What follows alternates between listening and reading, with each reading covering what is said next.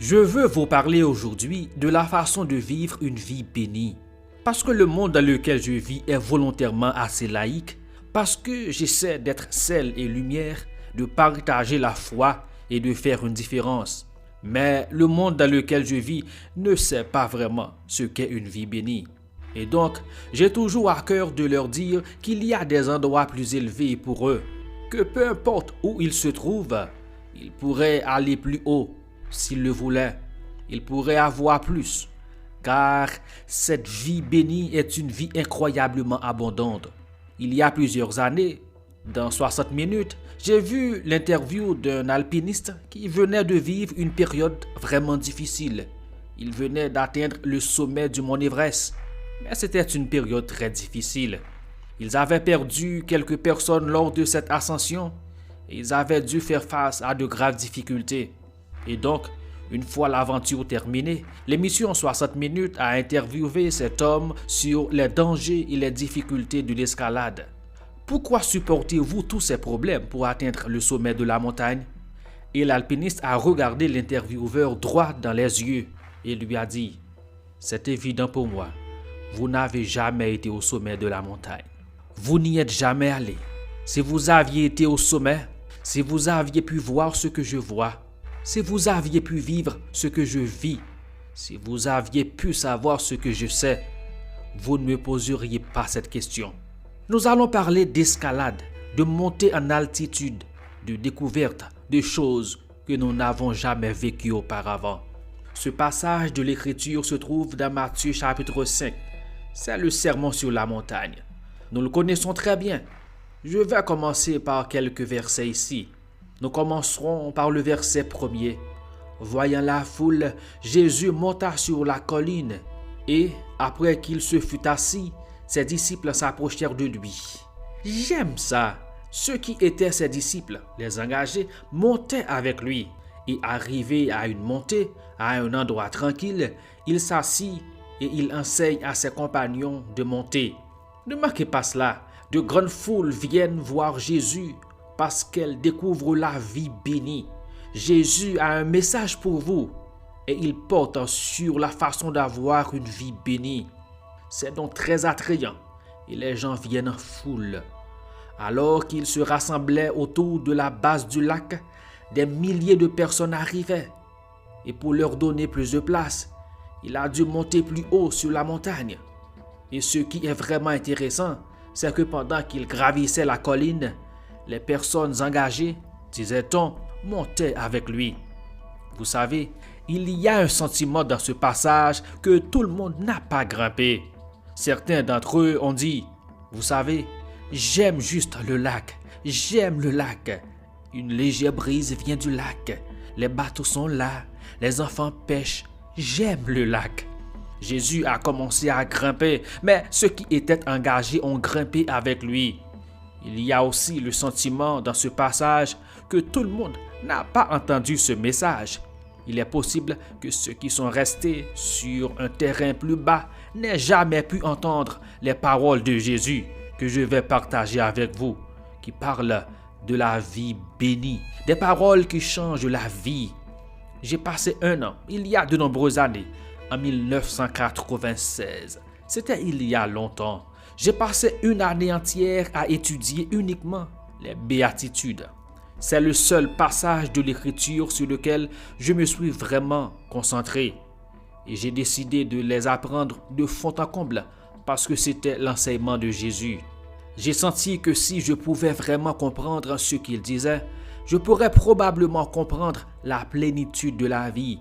Littéralement, et je sais que c'est un temps très long pour un très court passage de l'Écriture, pour passer une année, mais vous devez comprendre que je suis lent. Et quand vous êtes lent, vous êtes lent. Tu n'es tout simplement pas rapide, ou tu sais. Et donc je l'ai pris et ça a changé ma vie. Je m'en souviens encore parce que j'ai la date. En fait, je l'ai mis sur mon iPad aujourd'hui, le 8 juin 1996. Après avoir passé environ 6 mois à étudier ce passage de l'Écriture, j'ai écrit dans ma Bible: je veux être un compagnon d'escalade de Jésus. C'est ce que je veux faire. Je veux grimper. Je veux grimper. Je ne veux plus rester au lac. Je ne veux pas que les gens qui ont grimpé avec lui reviennent et me disent ce que j'ai raté. Je ne veux pas revenir en arrière et dire « Oh mon Dieu, John, qu'est-ce qu'il a dit aujourd'hui? Et les derniers mots que je veux entendre, c'est que quelqu'un dise « Oh, j'aurais aimé que tu sois là. » Et l'une des raisons pour lesquelles nous nous réunissons à Christ Fellowship sur tous nos campus est de nous impliquer pour ressentir ce que Dieu fait et le ministère qui se déroule. Vous savez que lorsque vous partez, vous ne pouvez pas l'emporter avec vous. Je veux dire, vous pouvez en parler aux gens. Vous pouvez dire « Oh, j'aurais aimé que tu sois avec nous aujourd'hui. Oh, le moment de louange était incroyable. Vous savez, je suis allé de l'avant et j'ai demandé à quelqu'un de prier pour moi. Et le message de Julie, il y a des choses que vous pouvez partager. Mais vous savez, autant que je sache, il y a certaines choses, à moins que vous ne soyez une église, il y en a que vous ne pouvez pas emporter chez vous. Vous pouvez en parler à quelqu'un, mais il y a une différence entre raconter l'histoire et être dans l'histoire. C'est comme le panneau « Bienvenue à la maison ». Vous savez, si tout ce que vous faites, c'est venir au service du dimanche matin, c'est un peu comme si vous disiez « Bienvenue à la maison ». Mais vous n'avez été que dans une des salles. Si je venais vers vous et que je vous disais « Vous savez, il y a plusieurs salles à Christ Fellowship », vous dites « Oh mon Dieu, je n'en avais aucune idée. Je suis juste entré rapidement et je suis resté dans le garage. » Tu veux dire que je peux rentrer? Tu veux dire qu'il y a d'autres personnes à rencontrer? D'autres endroits où aller? D'autres choses à faire? Waouh! Parlons donc de la vie bénie. Ce que je veux que vous sachiez à propos de la vie bénie, c'est ceci. La vie bénie n'est pas une vie exempte d'adversité, de difficultés ou de problèmes. Ce n'est pas le cas. C'est ce que la vie bénie n'est pas une vie facile. Je veux simplement avoir une base solide et réaliste avec vous alors que je vous présente cette leçon maintenant. La vie bénie est bénie parce que Jésus est en elle. Ne ratez pas ça. Si vous n'avez pas Jésus dans votre vie ne sera pas bénie. Il vous bénit où que vous soyez, quoi que vous fassiez. Quand il est dans cette vie, elle commence à être une vie bénie. Alors, avec cela, allons-y. Numéro 1, cette vie bénie, et d'ailleurs la vie bénie est la meilleure vie. En fait, dites à votre voisin tout de suite, dites-lui que la vie bénie est la meilleure vie. Dites-lui cela tout de suite. Dites à votre voisin tout de suite, restez simplement avec John maintenant. Il va vous apprendre comment y arriver. Venez, aidez-le. Au fait, je vous aiderai moi-même. Je prendrai des notes. Si vous ratez quelque chose, ce n'est pas grave. Je suis avec vous. Allons-y. Premièrement, vous devez faire un effort pour passer du temps avec Jésus. Si vous restez au fond du lac et que vous ne grimpez pas avec lui, vous n'obtiendrez pas tout ce qu'il a pour vous. Vous m'avez entendu dire à maintes reprises que tout ce qui vaut la peine est en montée. La raison pour laquelle tout ce qui vaut la peine est en montée, c'est parce que tout ce qui vaut la peine est en montée. Quelqu'un est venu me voir et m'a dit « John, comment ça, tout ce qui en vaut la peine est en montée ?» J'ai répondu « Eh bien, je m'appelle John, je suis ton ami. J'essaie d'enseigner des leçons simples, de ne pas rendre les choses difficiles, d'essayer de mettre les biscuits sur les étagères du bas. Tout le monde va en avoir. Tout ce qui en vaut la peine, c'est une montée. Tout est une montée. Si vous avez une relation formidable dans votre vie, c'est une montée en flèche. Marc et moi sommes mariés depuis 53 ans. C'est une montée en flèche. C'est une montée. Vous êtes avec moi? C'est une montée. Ce n'est pas facile. Si c'était facile, tout le monde resterait marié. Si le succès était facile, tout le monde réussirait. Si gagner beaucoup d'argent était facile, tout le monde aurait beaucoup d'argent. Il faut que vous compreniez, ce n'est pas compliqué. Je m'appelle John. Je suis ton ami. Tout ce qui en vaut la peine est en montée.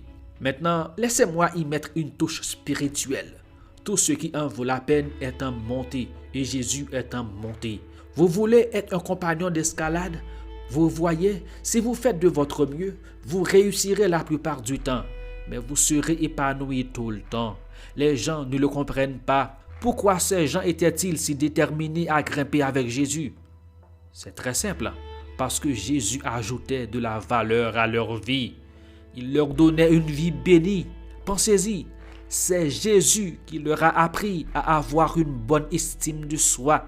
Il a dit: tu es le sel, tu es la lumière, tu améliores les choses, tu rends les choses plus lumineuses. C'est Jésus qui leur a enseigné l'espoir. En fait, il a dit: je suis venu pour que vous ayez la vie en abondance. C'est Jésus qui a enseigné l'amour inconditionnel et qui l'a ensuite démontré en mourant sur la croix.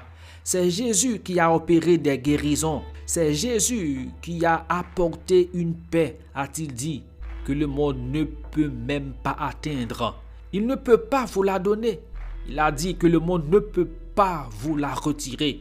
C'est Jésus qui a enseigné le pardon, la liberté, le changement de vie, le but de la vie. Je veux dire, pensez à quand il était au bord du lac et qu'il a vu ces gars pêcher toute leur vie, pratiquement tous les jours, sur le bateau en train de sortir les filets de pêche. C'était leur vie. Puis un jour, il les a regardés et leur a dit: vous savez quoi? Si vous me suivez, je peux vous faire passer au niveau supérieur. Je peux vous emmener vers des terres plus hautes. Je sais que vous pêchez des poissons, mais si vous me suivez, vous pourriez pêcher des hommes. Vous voyez, tout ce que Jésus fait, quand il le touche, le bénit. Cela le rend meilleur. C'est ce que je veux dire. Je ne veux pas que vous oubliez le fait que Jésus donne un enseignement qui change la vie et qui changera votre vie. C'est pourquoi les gens sont venus en foule. C'est pourquoi les personnes engagées ont gravi la colline avec lui. Quand j'avais 17 ans, j'ai reçu le Christ. En fait, j'ai reçu Christ dans l'église. C'était un mardi. C'était pendant un réveil que j'ai été sauvé. C'était un vendredi alors que je me préparais à aller à l'école. Et je lisais dans Corinthiens: si quelqu'un est en Christ, il est une nouvelle créature. Les choses anciennes sont passées et voici, toutes choses sont devenues nouvelles. C'était mon premier aperçu d'une vie bénie. Avec Jésus, tout s'améliore. C'est pourquoi il faut passer du temps et faire un effort pour s'élever, pour être avec lui aussi près que possible. Voilà donc le premier point. Nous allons maintenant commencer à parler des bénédictions. Le deuxième point, qui est en réalité la première bénédiction, c'est que Jésus dit que si nous voulons être bénis, nous devons admettre notre besoin de Dieu. Qu'est-ce qu'il a dit? Vous êtes bénis lorsque vous êtes au bout du rouleau. Avec moins de vous, il y a plus de Dieu.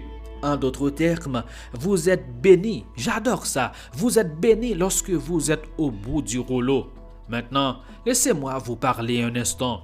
Aucun d'entre nous n'a jamais pensé à cela. Aucun d'entre nous n'est jamais arrivé au bout du rouleau. Et nous essayons juste de tenir le coup. Et nous n'étions pas sûrs de pouvoir tenir le coup. Et nous nous disons simplement: je suis incroyablement béni. La seule personne qui entrerait dans votre vie et vous donnerait cette perspective, c'est Jésus. Parce qu'il est le seul. Ne ratez pas ça. Ne ratez pas ça. Il est la seule personne qui peut vous bénir au bout du rouleau. Il est le seul. Donc, quand il dit que vous êtes bénis quand vous êtes au bout du rouleau, ce qu'il nous enseigne, c'est très simple. C'est que c'est là que nous disons tout d'un coup: je n'en peux plus. Je ne peux pas. Je n'en peux plus. Et Jésus dit oui, oui, parce que quand vous êtes au bout du rouleau, il dit qu'il y a moins de vous. C'est toujours une bonne chose et qu'il y a plus de Dieu. Il n'y a pas seulement plus de Dieu, mais il y a plus de Dieu et de son règne dans votre vie. C'est absolument énorme. C'est pourquoi, vous savez, Todd et moi parlions avant le service. Il parlait du message qu'il a prêché récemment sur les miracles. Et ce qui est incroyable à propos des miracles, c'est que chaque miracle dans la Bible, l'Ancien Testament, le Nouveau Testament, peu importe, parce que j'ai prêché sur chacun d'eux, il n'y a qu'une seule chose que tous les miracles de la Bible ont en commun. Une seule chose qui a retenu votre attention. Et ce n'est pas la foi.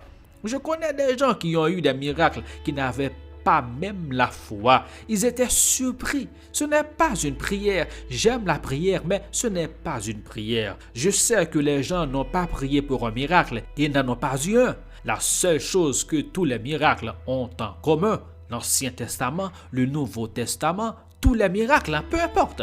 La seule chose que tous les miracles ont en commun, c'est que tous les miracles commencent par un problème. Tout commence par un problème, chacun d'entre eux. Donc, quand vous êtes au bout du rouleau, si vous ne comprenez pas, vous avez un problème. Ce n'est pas comme si tout allait bien. Et Jésus dit, maintenant, quand vous êtes au bout du rouleau, c'est une bonne chose. Moins de vous, plus de moi. Ô jour heureux, chaque miracle commence par un problème. Maintenant, je ne sais pas ce que cela vous fait ce matin. Je ne sais pas, mais je vais supposer que la plupart d'entre nous ici ont au moins un problème. Combien d'entre vous sont assis à côté de leur problème en ce moment? Laissez-moi vous expliquer quelque chose. Si vous levez la main sur cette deuxième question, vous avez un problème. En fait, vous avez un problème plus grave maintenant que vous êtes à l'église qu'avant d'y venir. Vous avez un vrai problème. Maintenant, Jésus dit, je veux que vous compreniez. Vous voyez, la vie bénie n'est pas une absence de problème. Il y a un grand désordre ici. Nous pensons que lorsque nous devenons disciples du Christ, tout devrait bien se passer et tout ne va pas bien. Cela ne devrait pas bien se passer, mais cela devrait être béni parce que Jésus commence à faire partie de votre vie. Donc, si vous avez un petit problème, vous êtes candidat à un petit miracle. Si vous avez un gros problème, vous êtes candidat à un grand miracle. Peut-être qu'à la fin de mon exposé ce matin, je ferai quelque chose de différent. Je demanderai à des personnes qui n'ont pas de problème de se manifester.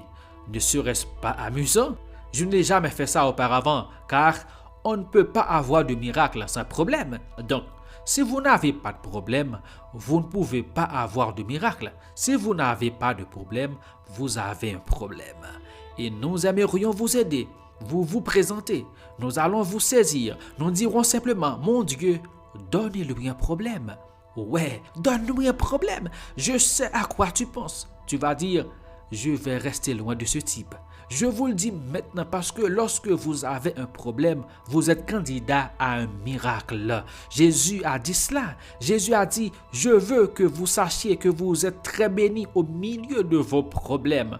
Quand on est au bout du rouleau, quand c'est très difficile, quand on n'arrive pas à s'en sortir, parce que Jésus a dit, jusqu'à ce qu'on soit au bout du rouleau, humainement, on fait tout ce qu'on peut pour résoudre ses propres problèmes. On devient très autosuffisant, ce qui n'est pas ce que Jésus veut. Jésus a dit, nous devons devenir comme des petits enfants quand nous venons à lui. Nous sommes très dépendants, remplis d'une grande confiance. Alors Jésus a dit, vous êtes bénis si vous êtes arrivés au bout du rouleau. C'est la bénédiction numéro 1. Alors, si vous avez un problème ce matin, très difficile, si vous vous accrochez, Jésus a dit que vous êtes bénis. Maintenant, vous êtes bénis parce que c'est le problème qui nous pousse à lui. Êtes-vous d'accord? Si vous êtes au bout du rouleau et que vous n'incluez pas Jésus, vous n'avez pas une vie bénie. Vous avez une vie qui est sur le point de s'écrouler. Vous devez donc comprendre qu'il doit être au cœur de tout. La vie bénie, Jésus est au cœur de tout ce que vous faites.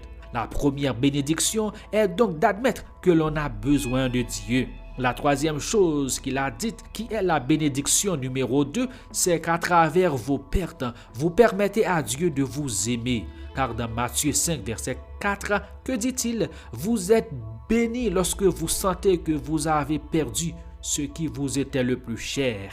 Waouh!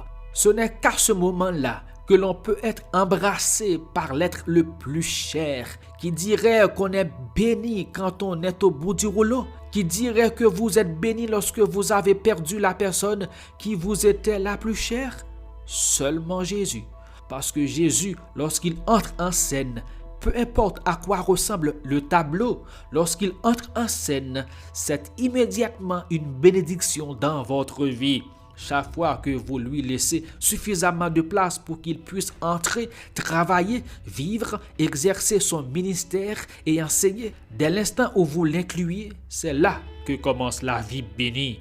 Et Jésus dit, quand vous avez tout perdu. En d'autres termes, il dit, si vous ne comprenez pas la partie où j'ai dit, si vous êtes au bout du rouleau, vous êtes béni. Il a dit, laissez-moi vous expliquer un peu plus en détail. Il a dit, au cas où vous l'auriez manqué, quand vous aurez tout perdu. En d'autres termes, c'est pour les gens comme moi, un peu lents.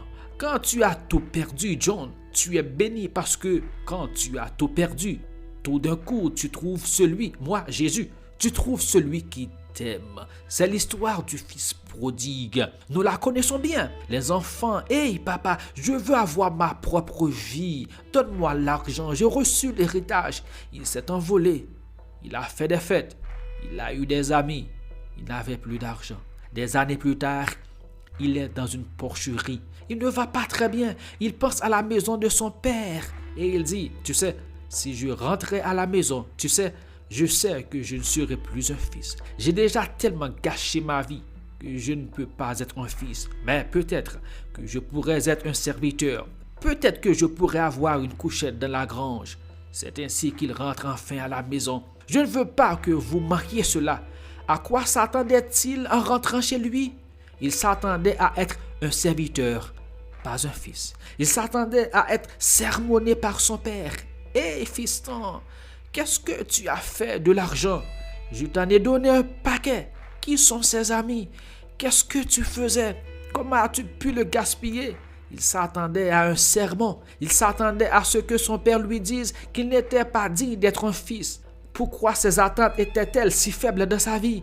Parce que toutes ses attentes étaient sans le Père. Ne manquez pas cela. Lorsque vos attentes sont sans Jésus, vous ne vivez pas une vie bénie.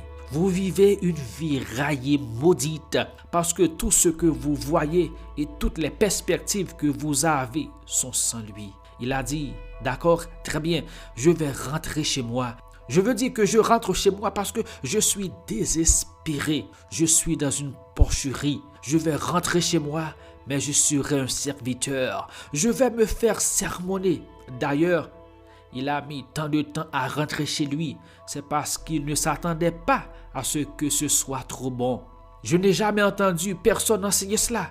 S'il avait su comment le Père l'aimait, s'il avait su que lorsqu'il aurait tout perdu, le Père l'aimerait inconditionnellement, s'il avait su cela, il n'aurait pas été dans une porcherie.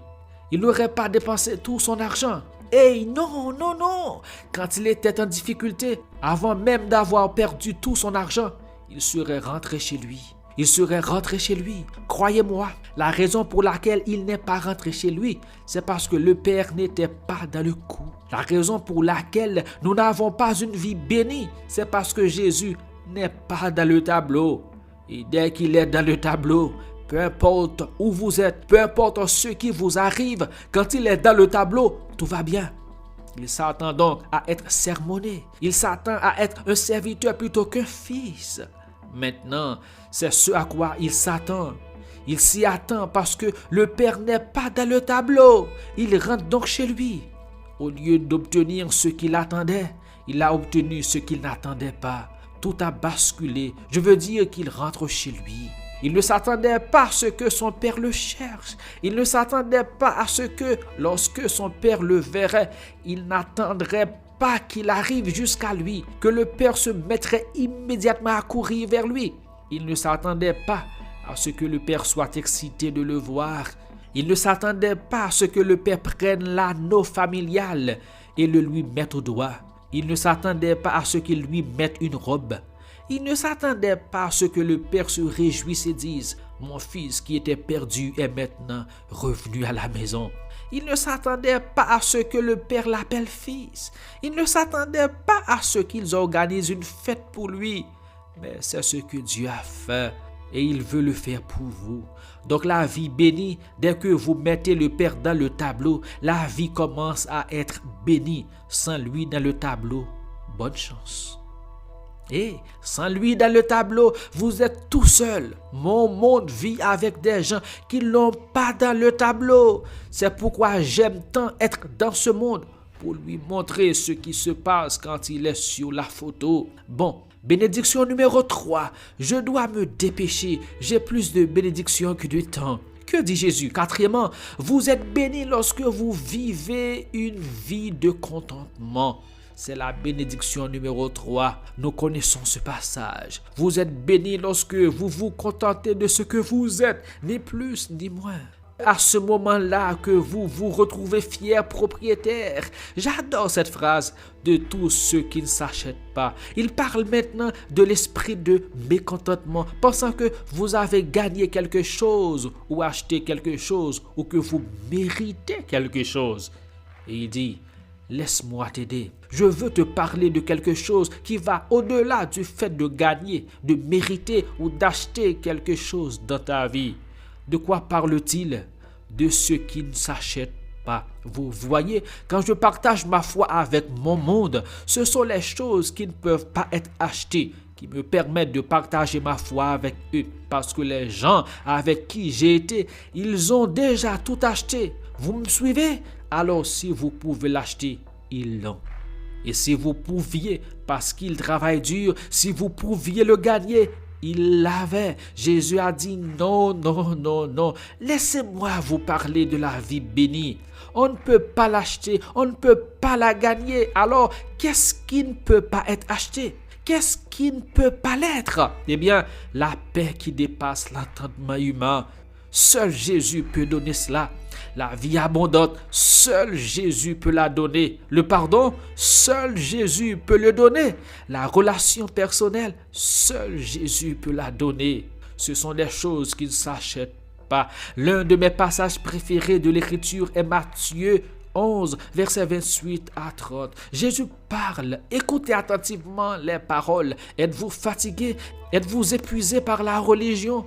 Venez à moi et vous trouverez votre vie. Je vous montrerai comment prendre un vrai repos. Marchez avec moi, travaillez avec moi et regardez comment je le fais. Apprenez les rythmes naturels de la grâce. Je ne vous imposerai rien de lourd ou de mal adapté. Restez avec moi et vous apprendrez à vivre librement et avec légèreté. Jésus nous dit 3 choses. Il dit, tout d'abord, marchez avec moi. En d'autres termes, profitez de ma présence, travaillez avec moi, acceptez mon partenariat, observez-moi, suivez mon exemple. La paix vient avec la proximité. Il faut être proche pour observer et marcher avec quelqu'un. On ne fait pas ça à distance. Vous ne faites pas ça quand vous restez au bord du lac. Vous êtes avec moi. Vous ne faites pas ça non plus quand votre micro tombe de votre dos là-bas. Désolé, je le mets juste dans ma poche. On va bien. Vous ne faites pas ça. Vous ne faites pas ça quand vous êtes loin de lui. En d'autres termes, a-t-il dit, pour avoir cette vie incroyable dont je vous parle, vous devez volontairement rester près de moi. Encore une fois, l'une des belles choses à propos de Christ Fellowship et d'autres belles églises aussi, c'est qu'elles nous permettent d'être proches. Maintenant, je sais. C'est une relation personnelle formidable. Je peux parler à Dieu n'importe où, n'importe quand, n'importe où. Il n'y a aucun doute là-dessus. Mais il y a quelque chose de beau dans le fait que les croyants se rassemblent. Il se passe quelque chose quand vous venez au service ou quand vous vous engagez dans les différents aspects de la croissance de la congrégation. Voici ce qui est beau. Vous avez besoin d'une proximité avec le peuple de Dieu qui vous permette d'avoir une proximité, une dynamique de proximité plus proche, différente avec Dieu. Ce n'est pas que vous ne pouvez pas l'adorer n'importe où. Eh bien, vous pouvez adorer Dieu n'importe où. Il est partout, n'est-ce pas? C'est très simple. Mais il y a quelque chose d'incroyablement beau quand nous nous réunissons dans cette proximité et quand nous commençons à ressentir qui il est et ce qu'il fait. Et l'une des choses qui est magnifique, c'est que nous le voyons se produire dans la vie des autres. Ce qui se passe, c'est que lorsque je vous vois, par exemple, aujourd'hui, un exemple parfait, lorsque j'ai vu certains d'entre vous venir pour la prière et vous prier, c'est évident que lorsque vous êtes venus au service aujourd'hui, vous aviez un fardeau sur votre cœur. Vous aviez peut-être quelque chose qui pesait un peu lourd. Je vous regarde venir et voici quelqu'un qui prend soin de vous. Voici quelqu'un qui prie pour vous. Voici quelqu'un qui vous impose les mains. Vous voyez, c'est une touche personnel. Cela m'a réchauffé le cœur. À partir du moment où vous faites cette expérience, vous ne faites qu'éprouver une proximité avec une personne qui a la foi en Christ, un frère ou une sœur. Et le Seigneur vous fait l'expérience d'une proximité avec lui. Bon, d'accord, j'en oublie beaucoup. Crois-moi, mon Dieu, tu es en train de devenir bon, mais ça aurait pu être génial, d'accord?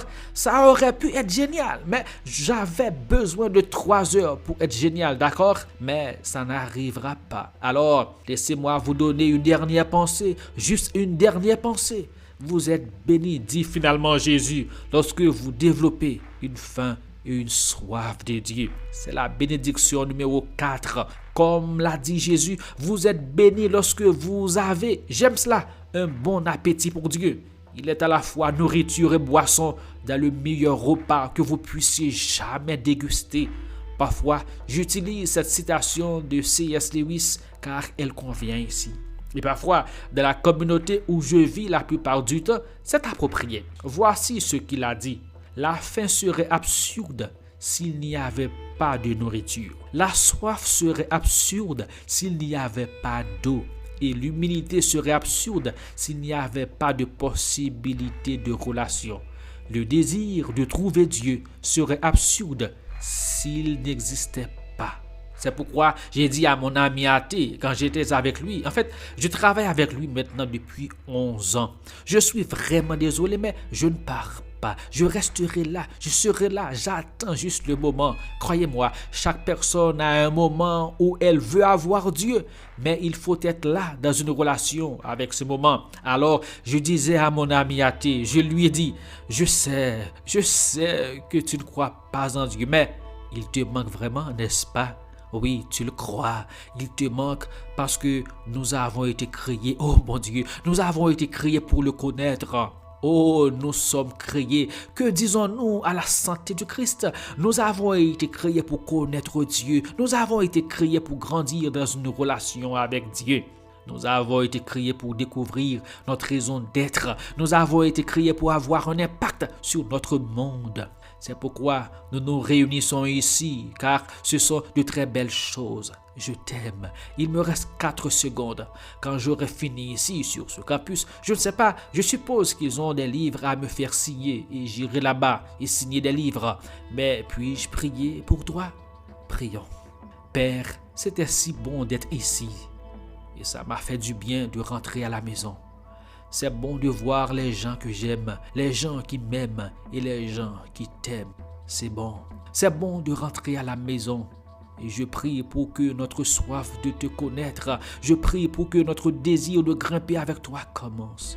Puisses-tu aiguiser notre appétit pour plus de toi, Seigneur, juste plus de toi. Et quand nous grimpons, nous ne savons pas toujours quel sera le message, mais nous savons que le message sera pour nous. Alors aide-nous à ne pas nous attarder au bord du lac et à attendre d'autres personnes parler de la qualité du service ou de la façon dont elles se sont présentées et ont reçu des prières et l'imposition des mains, ainsi que de la leçon qu'elles ont apprise.